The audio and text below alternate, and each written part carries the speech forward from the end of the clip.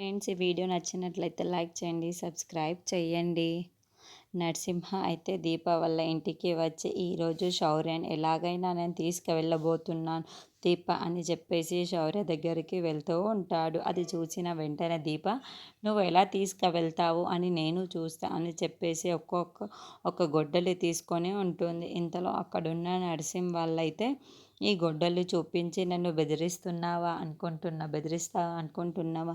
నువ్వు ఈరోజు కత్తి పీట తీసిన అలాగే గొడ్డళ్ళు తీసినా కానీ నేను ఆగేదే లేదు.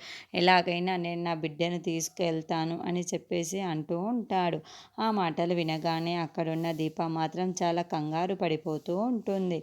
వద్దు నరసింహ, నేను చెప్పేది విను అని అంటూ ఉంటుంది. అయినా నీ బిడ్డను నేను తీసుకువెళ్ళేవాడిని కాదే.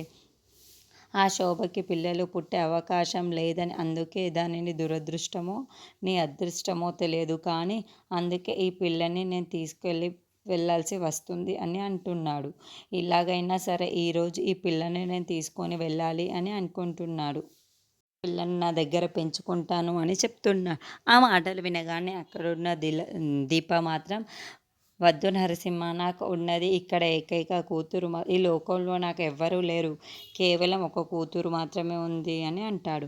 కే మళ్ళీ నరసింహ మాత్రం తలుపులు కొడుతూనే ఉంటాడు. అది చూసిన శౌర్య మాత్రం, ఏంటి ఎవరు వచ్చినట్టు ఉన్నారు అని నిద్రలోంచి లేచి అమ్మ అమ్మ అని అరుస్తూ, ఏంటమ్మా లేచి నన్ను నిద్రలోంచి పిలుస్తున్నావు, నాకు తీయమ్మా, నాకు చాలా భయమేస్తుంది అని అంటూ ఉంటుంది. ఆ మాటలు వినగానే అక్కడున్న దీప, నీకు దండం పెడతాను నరసింహ, నువ్వు ఇక్కడి నుండి వెళ్ళిపో, నా కూతురు లేచినట్టుంది అని చెప్పేసి అంటూ ఉంటుంది.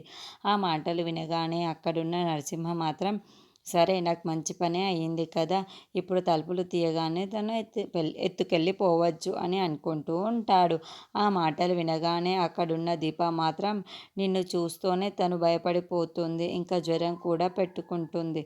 నువ్వు తనని కనిపిస్తే చాలా ప్రమాదం నరసింహ, నువ్వు ఇక్కడి నుండి వెళ్ళిపోతావా అని అంటూ